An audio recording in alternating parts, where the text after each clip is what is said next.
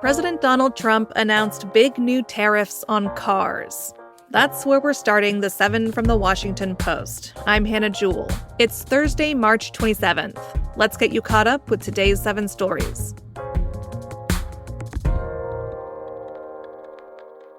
It was the latest salvo in an on-again, off-again global trade war.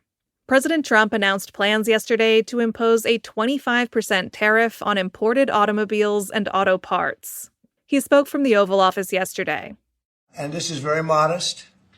And what we're going to be doing is a 25% tariff on all cars that are not made in the United States. If they're made in the United States, there's absolutely no tariff.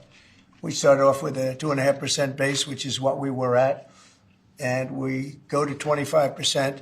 But it's not so simple to say that a car was made in the United States. Vehicles sold under U.S. brand names like Ford rely on supply chains that snake back and forth across U.S. borders with Mexico and Canada. And they use parts and components from Europe and Asia. The new tariffs could add thousands of dollars to car prices after they take effect next week. But Trump is gambling that consumers will accept higher prices on cars today in return for the promise of regaining lost manufacturing jobs in the future. Those jobs, though, are not a sure thing. Thanks to automation, any new factories built in the U.S. will need far fewer workers than they might have done in the past.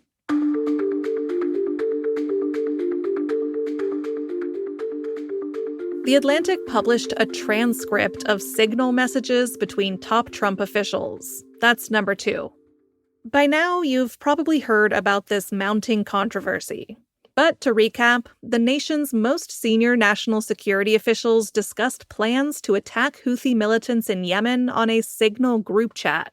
And the top editor from The Atlantic was mistakenly added to the discussion. Top officials then accused The Atlantic of exaggerating the scope of the chat. They said it wasn't really war plans, or that the information wasn't classified. So, yesterday, the magazine published screenshots of the chats, revealing a fuller account of the sensitive information that was exchanged. The transcript shows Defense Secretary Pete Hegseth confirming the timeline of the planned strikes, the type of aircraft involved, and details about a high-profile target. National security professionals told the Post that such information would almost certainly be considered classified. But Trump officials are continuing to insist that it wasn't. Here's Secretary of State Marco Rubio, who was on the chat, answering a question about it yesterday. Is it classified, the information? Well, the Pentagon says it was not. And not only did it say it was not, they make very clear that it didn't put in danger anyone's life or the mission. There was no intelligence information. And understand, when this story first broke, they were sort of alluding to whether war maps, whether there was no war plans on there. This episode has infuriated Democrats who have demanded resignations. It has also forced the White House into the uncomfortable position of having to defend its top national security officials.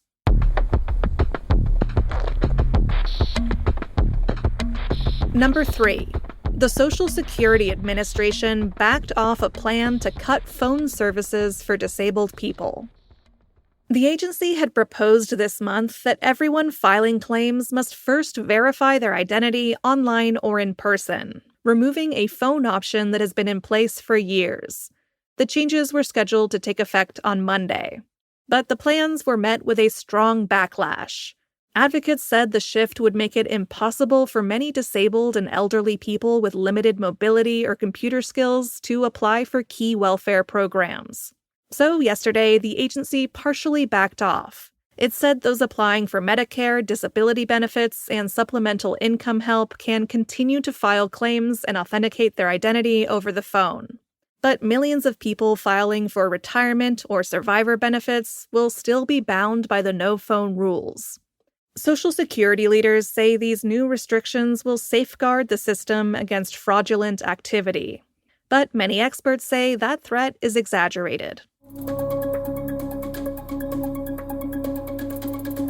The Supreme Court upheld the Biden administration's regulations of ghost guns. That's our 4th story. Ghost guns are largely untraceable firearms.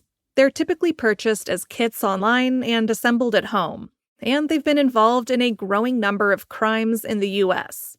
Rules from 2022 required them to have serial numbers, sales receipts, and background checks. And yesterday, justices ruled 7-2 to uphold those rules. That's despite the court's conservative majority and despite their landmark 2022 decision to make it easier to challenge gun restrictions. The justices ruled that the weapons do count as firearms, so they can be regulated in the same way as other commercially available guns.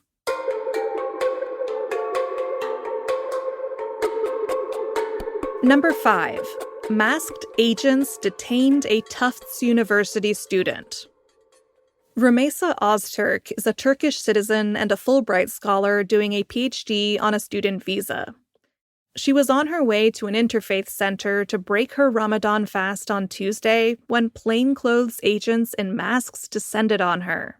She screamed as one agent grabbed her before she was whisked away in handcuffs. The incident was captured on security camera footage.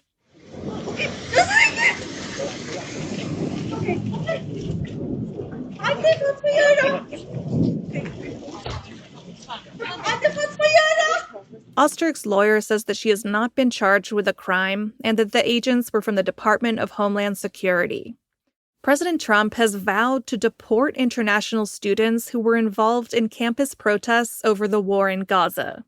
Ozturk does not appear to have been a significant figure in campus protests, but she was a co-author of an op-ed that criticized her university's response to the protests. At least 7 students or teachers have been targeted in recent weeks for their involvement in pro-Palestinian advocacy.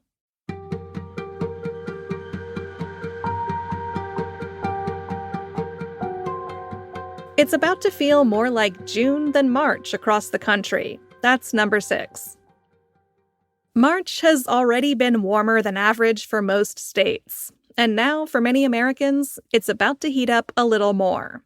More than 120 million people across 33 states are forecast to experience temperatures higher than 80 degrees over the next 2 weeks.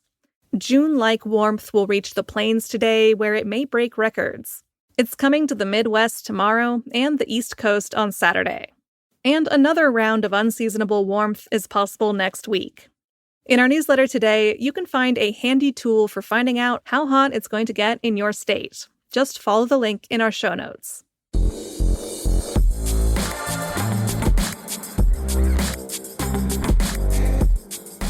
And at number 7, artificial intelligence is making the job market a little surreal.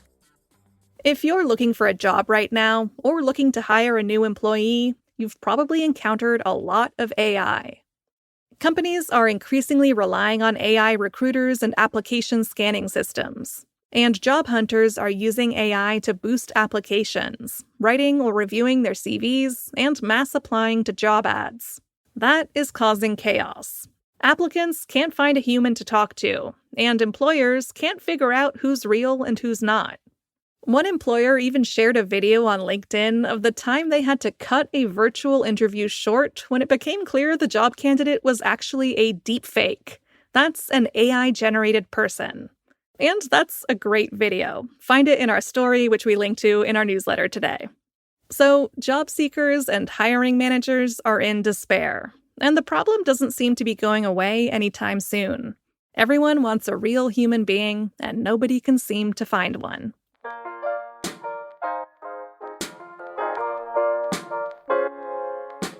All right, you're all caught up. I've been mentioning our newsletter a couple times today, so you should check it out and sign up. The 7 Morning Briefing is where you can find links to all the stories I talk about here on the podcast and more. We send it early every weekday morning, and it's totally free, so what are you waiting for? Go find the link to it in our show notes. I'm Hannah Jewell. I'll meet you back here tomorrow.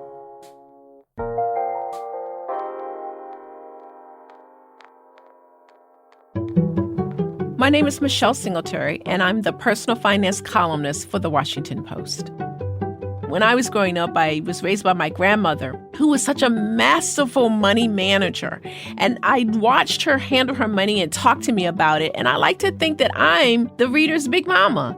There's so much information about your money out there, a lot of it wrong or inappropriate. But when you pay for a subscription to the Post, you're paying for a skilled journalist who has had years of experience, who I hope that you can trust.